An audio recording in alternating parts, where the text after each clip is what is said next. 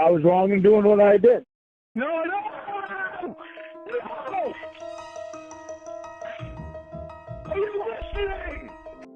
Sean here, and I hope everybody enjoyed the Lorne Sports Bowl last night, where the Kansas City Creeps defeated the Philadelphia Diddlers in a barn burner. There was a touching ceremony. I'm kidding. That was the worst pun ever. Anyway, Sean here. Let's get to it. We learned a lot about Lorne over the years, and Ramona was the first time we ever really saw who he was when he thought nobody was looking. The only reason he's changed is because people were looking. People on the internet found out. The cops found out. He was exposed. So he tried to tone it down.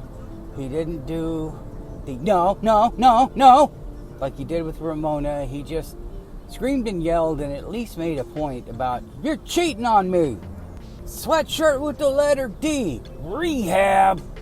Now, he did threaten some guys, but I felt like the rage we were seeing with Winnie was much funnier. It wasn't okay. It still made me mad. But there were funnier parts in between. Ramona just made me so angry because she was doing nothing. Winnie was a crackhead. Crackhead, bitch! Winnie was a crackhead who was letting guys feel her up, and she was trying to have sex with other guys, and we know what she did. But Lorne, of course, he stuck around. He told Casey, well, you kind of stick around, even though he told Casey that there was never anything there. She was always that way. Well, in the beginning, she started off sweet. Yes, but Lorne, in the beginning, she said she was somebody else, if I remember correctly, and you still stayed with her, and you still complain about getting catfished because you are an 87. I feel no remorse for him whatsoever. At one point, maybe I did. We also talked about that, how you can't help but feel like, God, this guy's life is such a mess. But then again, he created it. And what we learned about Lorne is that he will do and say anything to make himself feel important. Not just normal, but important. Because if he doesn't go to important, and he is just normal, he can't handle that. He could have just said, you know what, we all make mistakes, time to move on. But he couldn't handle it. He has to be the big shot. He has to know everything. He has to be everything.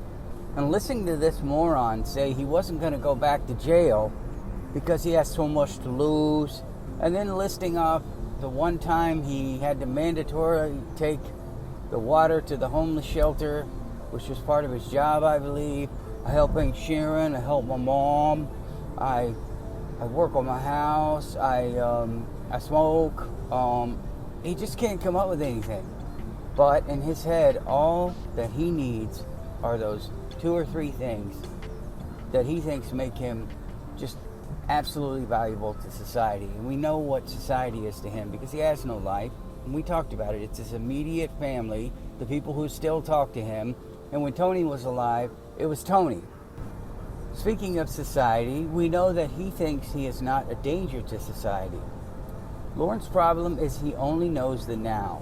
So at this present time, he is not a danger to society because they did put restrictions on him. They did lock him down. Well, at least they had.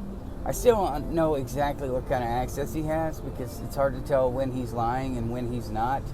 It would almost be a blow to his ego to still not have access to the internet. Listening to him talk about why he's on the internet. I'm not on the internet to, catfish women or porn. I'm on the internet. I want to find out what everybody's fucking saying about me. 5 years. Fucking 5 years. What a bitch. He just doesn't get that he's the danger.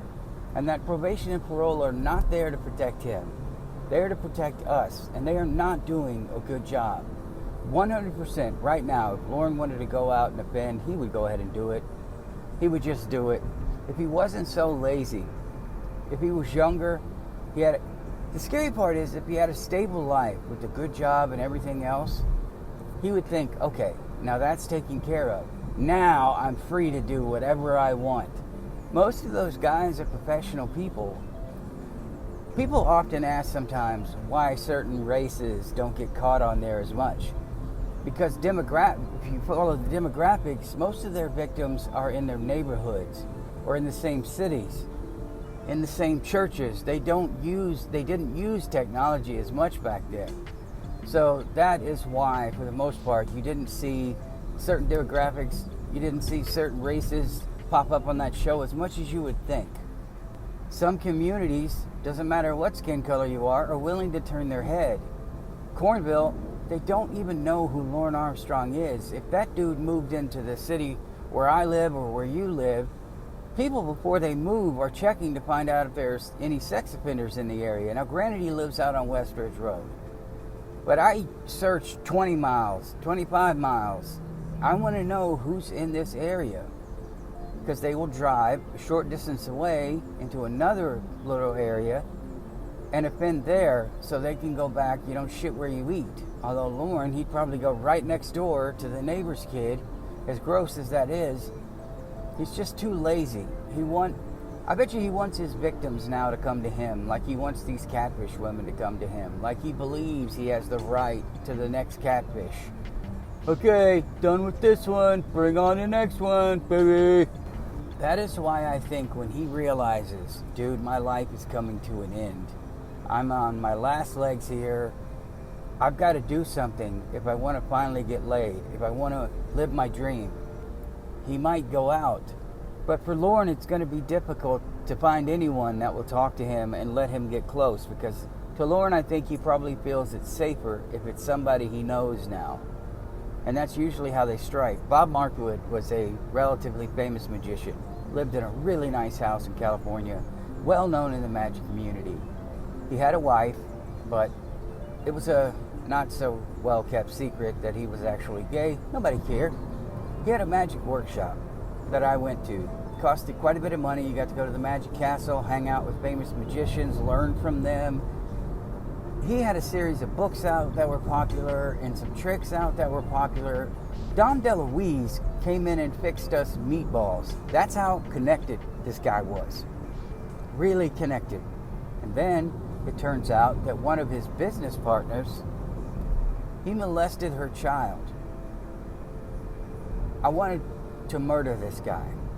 He's the guy, if you look at hard copy, because he's just despicable, he showed up at a child's birthday party as Bob the Magician and got caught. This is a famous guy, well known, well to do, well off, whatever you want to call it. I mean, he was always trying to get people to come out to his hot tub. He spent 30 minutes on the phone with me one night. We were supposed to be talking about magic. Instead, he kept going back to me getting in the hot tub, and it's a requirement that you got to be naked to get in. It was really gross. Now, nobody got naked until it was much later in the night. There were people willing to do things in the hopes that he would hook them up. But it was a not so well kept secret. But to think that this guy, who a lot of people looked up to, including myself, would do something like that, and then find out it's not the same. It's not the first time. It's not the same guy you thought it was. And I think anyone that met Lorne for the first time might think, oh, this guy's just a nerd and a geek and he's socially awkward. He's not going to mess with any girls. Now, if they were like 7 or 8, maybe not. But we know about the 9-year-old. I think in person they'd have to be at least 10 or 11. They would have to look like they were in middle school. They would have to have some kind of puberty going on where he could tell that they were a young woman. That's the safest way I can say it. You know what? Maybe not. I don't know.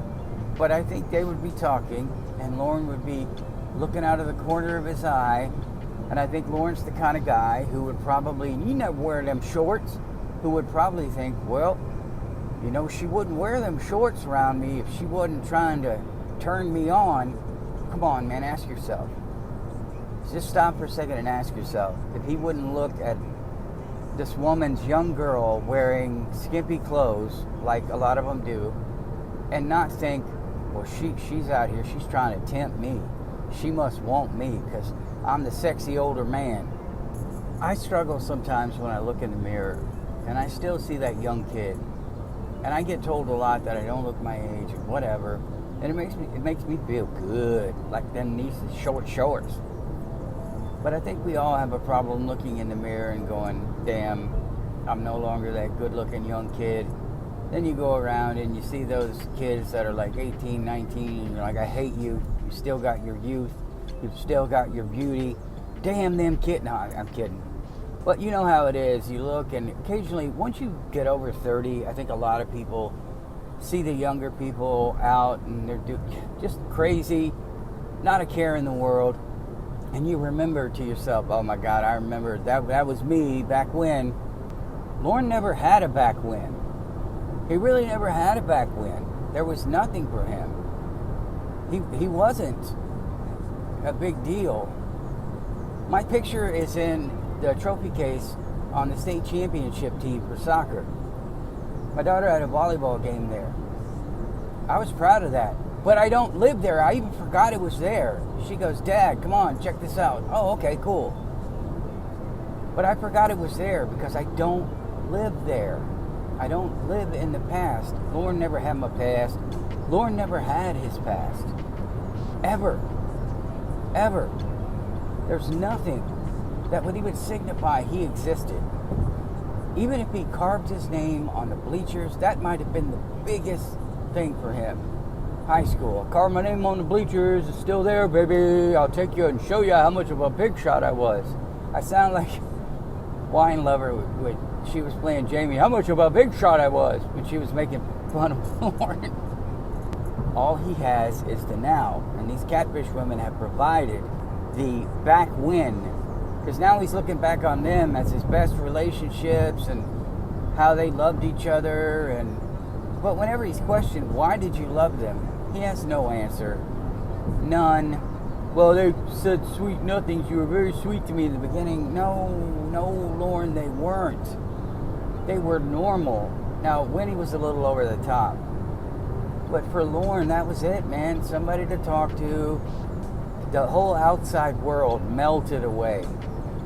We know he wants to feel wanted. We do know that. He wants to hang up the phone and have them call him back. He wants to put them on block for a while because he thinks they're just sitting there going, oh God, they won't answer the phone. Where's my Lorne? I just don't get it. Looking back, if I made a mistake like that and I was catfished, if one of you guys catfished me, could have been any of you, and I hadn't seen a picture. I mean, if somebody flirted with me, I'm not the kind of guy who's going to scream, sexual harassment. I'm not that kind of guy. I'm flirty too. I won't take it too far. You know, I'll say some dumb shit, but nothing sexual, right? Well, if we know if it was Lorne, you know, he's immediately going to shex. Although with Ramona, again, we talked about it. He didn't care too much about sex. It was the prospect of it. It was whether or not she was having it. Because if I'm not having it, you shouldn't be having it. 9 fucking months. Do you care about me? Because if you don't, you should just let it fucking go. You gotta cut me loose. I just called you a bitch and a slut and a whore and a crackhead bitch. But do you care about me? And the greatest line in Ramona history, define care. And when he told Winnie, I'm trying to learn this shit too, you know. I don't want to be, I want to make you happy. No, you don't. You want what you want. And you want to talk about changing, but you don't want to change. And real quick, we know he's not going to change. All of these lessons, the shit's on the internet. He could go back and listen to it. He has notes. He could take notes. He could study and say, look, that's where I messed up. But he doesn't think he messed up. He's still telling Casey that the reason I was the way I was is because of this, this, and this. Yeah, well, they. Because when it's in the past, it's, yeah, well, they. Instead of, yeah, well, you. In the present.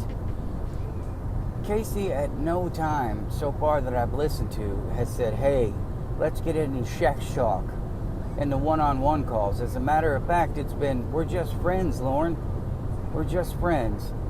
And we're seeing firsthand what happens when you tell Lorne you're just friends.